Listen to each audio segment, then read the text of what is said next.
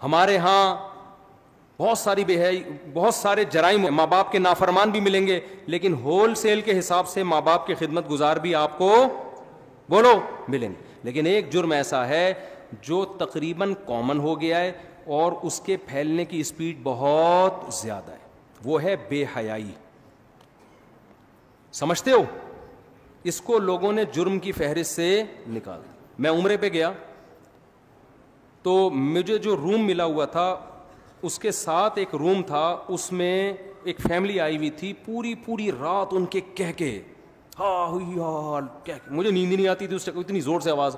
ایک دن میں نکل گیا، میں نے ان سے پوچھا یار یہ تھوڑا رات کو تو آرام کر لو، کون ہو؟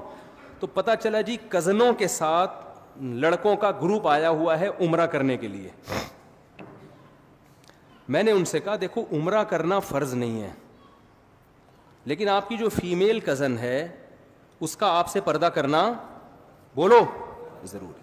بالفرض پردہ نہیں کرتی تو کم از کم فری تو نہ ہو نا.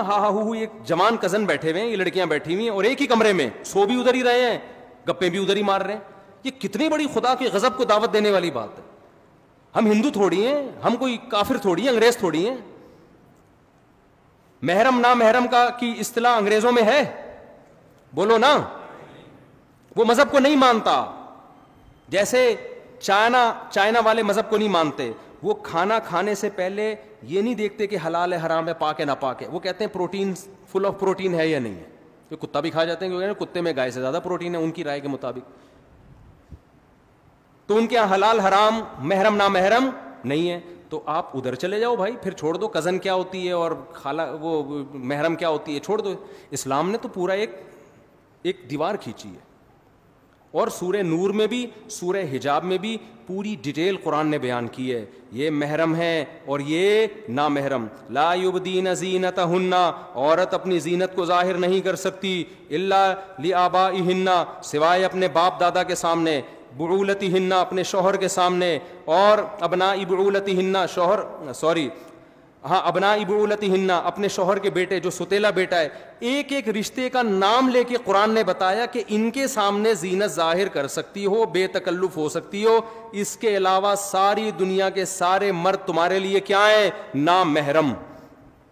آج ہم ماڈرن ہوتے ہوتے اتنے ماڈرن ہو گئے ہیں کہ محرم نامحرم کی ٹرم ایک مولویوں کی ٹرم سمجھی جاتی ہے، دقیانوس لوگوں کی ٹرم سمجھی جاتی ہے. کوئی نوجوان اپنی کزن سے ہنس کے بات نہیں کر رہا، رشتہ دار اسے کہیں تمہاری کزن ہے یار گپ شپ لگاؤ، وہ کہے یہ میری لیے نامحرم ہے، تو کیا کہتے ہیں؟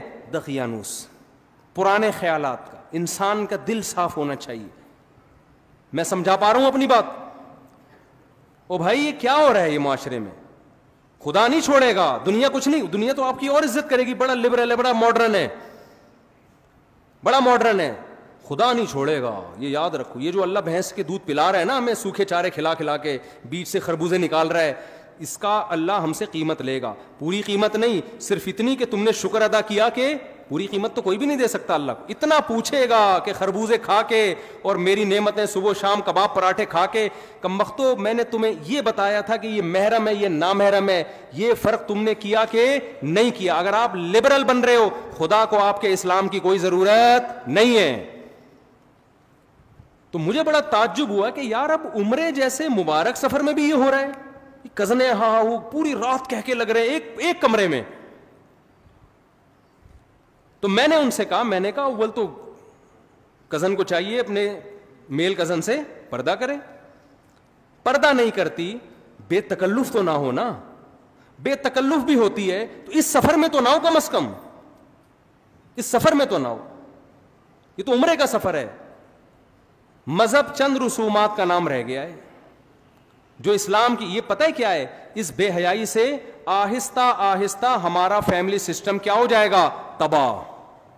گورے آج جو گدے گھوڑوں والی زندگی گزار رہے ہیں نا، ابا کہیں نہیں پتا، ان کے تو خالہ چچا ہی نہیں ہوتی. کبھی سنا اوباما صاحبہ کی خالہ آئی ہوئی ملنے کے لیے، عید پہ بلایا انہوں نے اس کو؟ ہوں گی، مجھے میں اتنا بڑا الزام نہیں لگاتا کسی پہ، لیکن کوئی ویلیو نہیں ہے ان کے یہاں. تو یہ آہستہ آہستہ جو بے تکلفیاں ہو رہی ہیں نا، براڈ مائنڈڈ بن کے، اس کی سزا آپ کی نسلوں کو بھگتنی پڑے گی. کیونکہ یہ براڈ مائنڈیڈ بنتے بنتے آپ پھر وہ حدود آہستہ آہستہ کراس کرو گے جو آج آپ برا سمجھ رہے ہو جس کو, لیکن کل وہ حدود کراس ہوں گی. یونیورسٹیوں میں فیمیل ٹیچرز پڑھا رہی ہیں, لڑکے ان سے فری ہو رہے ہیں, ہاں وہ گپ شپ لگا رہے ہیں, کہہ رہے ہیں براڈ مائنڈیڈ, ہماری نیت صاف ہے. آپ کی نیت صاف ہو یا نہ ہو, آپ کو نامحرم سے فری ہونے کی اجازت اللہ نے آپ کے لیے, آپ کی دلچسپی کے لیے صرف اور صرف آپ کی بیوی کو بنایا ہے. اس کے علاوہ اللہ نے آپ کے لیے کسی اور کو نہیں بنایا. جتنا فری ہونا ہے, ہاں ہاں ہو ہی کرنا ہے, بیوی کے ساتھ بیٹھ کے کر لو. اس کو لفٹ کرانے کے لیے تیار نہیں. کتنی عورتیں کہتی ہیں کہ ہمارا میاں گٹر کے ڈھکن پہ بیٹھا رہتا ہے سارا دن باہر, اور ہاں ہاں ہو گپ شپ ہو رہی ہے, لڑکوں وہ دیکھ رہی ہوتی ہے کھڑکی سے جھانک کے, اور بڑی گپیں چل رہی ہیں, اور اندر آتا ہی ایسے جیسے ناک پہ مکھی بٹھا کے آیا. یہ ہو رہا ہے, یہ خدا کا خوف نہیں ہے نا. بیوی سے مسکرا کے بات کرنے پہ صدقے کا ثواب ملے گا, سالی سے مسکرا کے بات کرنے پر کوئی ثواب بولو نہیں ہے, کوئی ثواب نہیں. تو ہمارا خاندانی نظام آہستہ آہستہ کیا ہو رہا ہے, تباہ. اور خواتین کہتی ہیں ہمیں پردہ نہیں کرنا. بھائی آپ جب دفتروں میں لڑکوں کے ساتھ بیٹھ کے جاب کرو گی تو جو میرڈ لڑکا ہے نا, اس کی اپنی گھریلو لائف کیا ہوگی, خراب ہوگی. وہ آپ میں زیادہ دلچسپی لے گا, بیوی اسے بوجھ لگے گی. اور آپ میں بھی دلچسپی انٹرٹینمنٹ کے لیے لے گا, شادی کرنے کے لیے نہیں لے گا. چاہے میرے 4 شادیوں پہ 100 بیانات سنے ہوئے اس نے, پھر بھی نہیں لے گا. وہ بیان سن کے انجوائے کرے گا, باقی کہے گا چھوڑو یار, ایک کی ٹینشن اتنی ہے کہ روزانہ آلو پیاز ٹماٹر لانے پڑتے ہیں, تو پھر 4 دفعہ لانے پڑیں گے. تو اللہ نے عورت کو پابند کیا کہ وہ پردہ کرے, اور مرد کو پابند کیا کہ وہ نامحرم سے فری بولو مت. تو یونیورسٹیوں میں جو طلباء ہیں, اسٹوڈنٹس پڑھتے ہیں, کو ایجوکیشن سسٹم ہے, اس کو ختم کرنا ہمارے کنٹرول میں نہیں ہے. میں تو کے پی کے جب بھی جاتا ہوں نا, پشاور اور کاغان, ناران, ان علاقوں میں کہتا ہوں خدا کا واسطہ اپنی نسلوں کی حفاظت کرو, کو ایجوکیشن سسٹم اپنے کلچر میں نہ آنے دو. اتنے کیسز ہیں کو ایجوکیشن سسٹم کی تباہی بربادی. ماں باپ یہ سمجھ رہے ہوتے ہیں ہماری بچی اتنی نیک صالح, اس کو نہیں پتا کہ وہ پروفیسروں اس کو غلط استعمال کر رہے ہیں. ایسے کیسز آئے ہیں, 20 سال کی لڑکی 45 سال کا پروفیسر 1 سال سے اس کے ساتھ بدکاری کر رہا ہے, اور لڑکی ایسے گھر کی کہ باپ سمجھ رہا ہے اس سے زیادہ, میری بیٹی سے زیادہ نیک کوئی ہو نہیں سکتا. یہ کیسز ہیں. تو بیوقوف بنانا لڑکیوں کو کوئی مشکل کام نہیں ہے. ہو سکتا ہے اس نے چھپ کے نکاح کر کے کر رہا ہو, لیکن یہ بھی تو غلط ہے نا. چھپ کے نکاح کر کے بھی اگر بالفرض وہ کر رہا ہے, ہم اچھی تعویل کر لیتے ہیں زنا نہیں کر رہا ہوگا, تو جب وہ ساری زندگی کے لیے تو نہیں کوئی کر سکتا نا ایسے, تھوڑے دنوں بعد چھوڑنا پڑے گا اس کو. کیا باپ کو پتا چل جائے کہ میری بچی کے یہ گل کھلا رہی ہے, وہاں جا کے اس کے دل پہ تو آرے چلیں گے. کچھ پتہ ہی نہیں ہے ماں باپ کو کیا ہو رہا ہے. بچیاں موبائل سب کے ہاتھ میں ہیں, وہاں جا کے فری ہو رہی ہیں. تو کو ایجوکیشن سسٹم تو زہر ہے معاشرے کے لیے, تباہی ہے. لیکن جب تک ہے ہم نہیں تبدیل کر سکتے. تو میں ان نوجوانوں سے کہتا ہوں آپ جائیں, پڑھیں, اور پتلی گلی سے واپس. ٹیچر سے کچھ پوچھنا ہو پوچھیں آپ, ہی ہا ہو کی آپ کو اجازت بولو نا نہیں ہے. ریزرو ہو جاؤ آپ, نظر کی حفاظت کرو آپ. اللہ نے ہمارے لیے حلال راستے کھول دیے ہیں. نکاح کرنا پیغمبروں کی سنت ہے, بیوی سے محبت کرنا پیغمبروں کی سنت. ہمارے نبی جب گھر میں آتے مسکراتے چہرے کے ساتھ آتے تھے. آج دفتر میں جب کسی کلیگ سے بات ہوتی ہے نا, جو لیڈی ہو, بہت مسکراتے چہروں کے ساتھ بات ہوگی. اور جب گھر میں آتے ہیں تو بیگم کے ساتھ بات کرنے کا ٹائم ہے ہی نہیں. ہوتا ہے شروع میں 1-2 مہینے بڑے اچھی انجوائے کرتے ہیں لائف کو, گھوم رہے ہیں. اب تو فیس بک پہ تصویریں بھی ڈالنا شروع کر دی اپنی بیگم کی. اس کا بھی عورت کو نقصان ہو رہا ہے. یہ جو ہمارے معاشرے میں کلچر ہے نا اپنی بیویاں دکھانے کا, کیونکہ لڑکے یہ کام کرتے ہیں شو مارنے کے لیے. اس سے نقصان یہ ہوتا ہے کہ کسی کی بعض دفعہ انسان کو کوئی کم صورت والی لڑکی پسند آ رہی ہوتی ہے کسی بھی وجہ سے. ایسا بھی ہوتا ہے کہ اخلاق اچھے ہیں, خاندان اچھا ہے, کوئی بات نہیں, شکل اچھی نہیں ہے, عمر بھی زیادہ ہے, میں کر لیتا ہوں. ایسا بہت ہوتا ہے. لیکن اب لڑکے اس چکر میں نہیں کرتے کہ یار دوستوں کو ہم تصویر کیا دکھائیں گے, دوست مذاق اڑائیں گے, فیس بک پہ ہم کیا ڈالیں گے. اللہ نے چھپا دیا تھا نا کہ بیوی ہے, اس کو کیا کرنا ہے, یہ تمہارے گھر کی زینت ہے, اس کو چھپاؤ, دوستوں کے سامنے اس کو دکھانے کی ضرورت نہیں ہے. تو انسان کہتا ہے بھائی میں محبت کرتا ہوں, مجھے ہمارے ایک دو جاننے والے تھے, ان کی وائف بہت ہی بدصورت, تو میرے ایک دوست گئے ان کے گھر کھانا کھانے کے لیے اور کہا یار تم اتنے حسین جمیل آدمی ہو, تم نے بیوی کیا کیا لے کر آ گئے نا, وہ تمہاری تو وائف خوبصورت, وہ پوری دنیا کو دکھا رہے تھے وہ. تو بیگم صاحبہ نے کہیں کھانا بنایا, اتنا مزے کا کھانا تھا, یہ انگلیاں چاٹتا رہ گیا نا, دوست انگلیاں چاٹتا رہ گیا, یار یہ کھانا کس نے بنایا, اس نے کہا میری بیگم نے بنایا ہے. صحیح ہے نا, کہہ رہے میں نے اس سے اس لیے شادی کی ہے. تو انسان کوئی بھی خوبی دیکھ لیتا ہے, کبھی خاندان دیکھ لیتا ہے, کبھی شرافت دیکھ لیتا ہے. بعض دفعہ انسان کا معیار کچھ اور ہوتا ہے, آپ کو بدصورت لگ رہی ہے لیکن اس کو کیا لگ رہی ہے, خوبصورت لگ رہی ہے. تو جب چھپاؤ گے تو یہ تمام مصلحتیں حاصل ہوں گی. جہاں عورت کی نمائش والا کام ہو گیا تو پھر پورا محلہ جب تک خوش نہیں ہوگا نا, آپ اس وقت تک بیوی نہیں لے کر آؤ گے. وہ ہے نا کہ وہ ایک چھوڑو, پھر زیادہ لطیفے ہو جاتے ہیں, پھر وہ افورڈ بھی نہیں کر سکتے.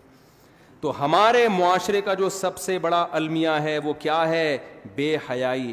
انٹرنیٹ پر فحش فلمیں, لڑکیوں سے چیٹنگ, لڑکیوں سے باتیں, یونیورسٹیوں میں گرل فرینڈ, یہ کلچر اتنا عام ہو گیا ہے. میں ایک پچھلے سال اپنے گھر والوں کے ساتھ کہیں تفریح پہ نکلا ہوا, تو کہیں ہم کالام یہ ناران کا خان ہے, بڑے خوبصورت علاقے, یہاں میں ہوٹل میں بیٹھا ہوا کوئی چائے وائے پی رہا ہوں گا, تو یونیورسٹی کے لڑکوں کا اور لڑکیوں کا پورا ایک گروپ آیا, پورا ایک گروپ آیا پنجاب سے, کوئی یونیورسٹی سے نا لڑکے لڑکیاں, وہ کہیں گھومنے پھرنے نکلے ہوں گے. پہلے ہمیں یہ لگتا تھا جتنے بھی لڑکے آ رہے ہیں اپنی بیویوں کے ساتھ, پہلے یہ ہوتا تھا, نئی نئی شادی ہوئی ہے دلہن کو لے کے نکلے ہوئے ہیں. تو میں نے کہا کہ یار اتنے لوگوں کی اتفاق سے نئی شادی ہو گئی, سب اپنی دلہنوں کو لے کے نکلے ہوئے ہیں.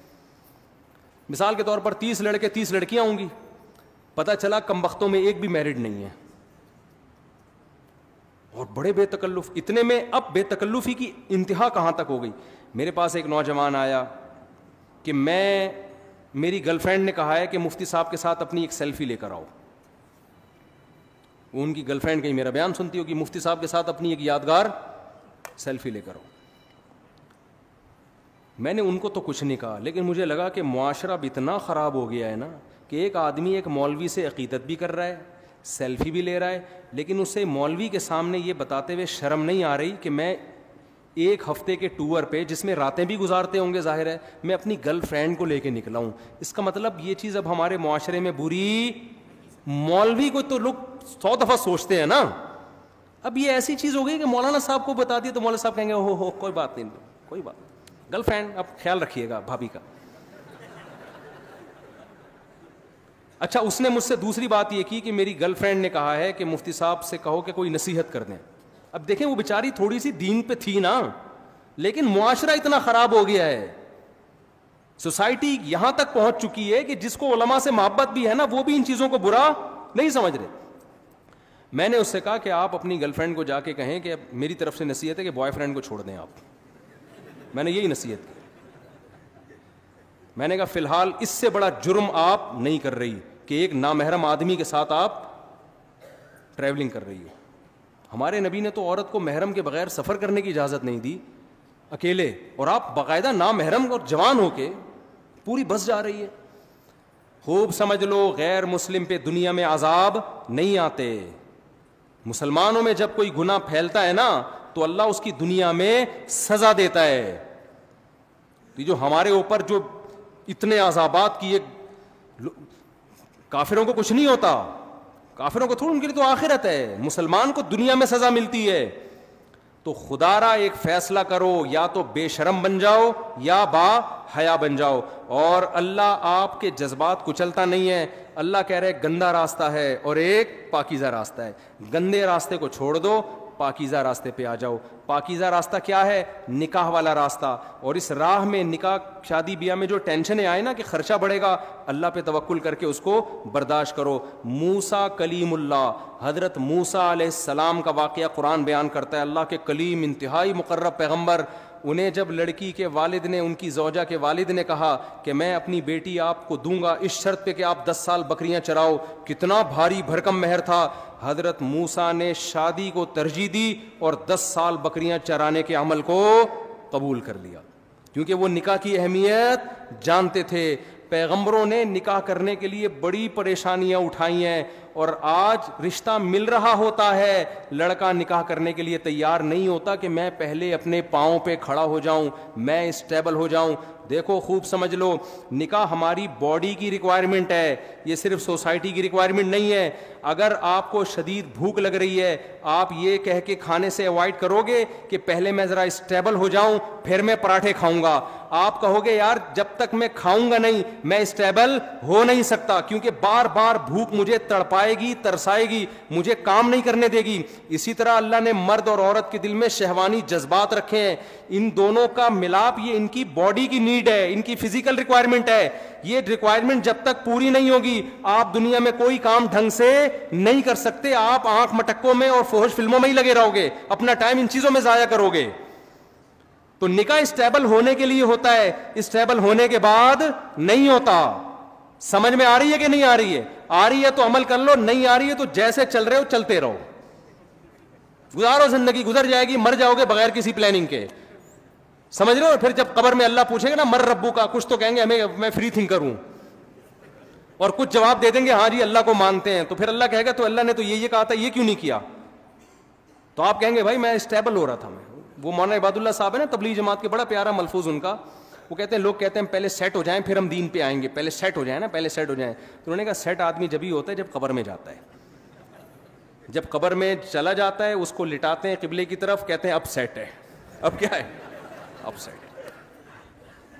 تو پورا سیٹ وہیں جا کے ہوگا, اس سے پہلے تو پھدکتا رہتا ہے, یہ کر لو وہ کر لو, کبھی بھی اسٹیبل نہیں ہوتا. تو یہ سارے کام بغیر اسٹیبل ہوئے. جو بھوک لگ رہی ہے تو آدمی کہتا ہے پہلے اسٹیبل ہو جاؤں. ایکچولی ابے بھائی کھا لے یار, اس کے بعد سوچنا, مانگ کے کھا لے اگر تیرے پاس پیسے نہیں ہیں, بعد میں پیسے دے دینا اس کو, یہی ہوتا ہے نا. تو اسی طرح یہ نکاح آپ کی باڈی کی ریکوائرمنٹ ہے, وہ بھائی پہلے اس ریکوائرمنٹ کو پورا کرو. ہر مرد جب بالغ ہوتا ہے اس کو بیوی چاہیے اور عورت کچھ اور چاہیے. تو یہ ہماری باڈی کی نیڈ ہے, اس کو پورا کرو. اس کے بعد پڑھائی بھی جاری رکھو, پڑھتے بھی رہو. کوئی نہیں, یہ گورے تھوڑی ہیں یار ہم, ورنہ یہی ہو جائے گا, بچے پیدا ہوں گے اور تمبو لگا رہے ہوں گے ابا اماں کی شادی میں. تو فیصلہ کرو ہم ادھر ہیں یا ادھر ہیں. اللہ تعالی ہمیں سمجھنے کی عمل کی توفیق عطا فرمائے.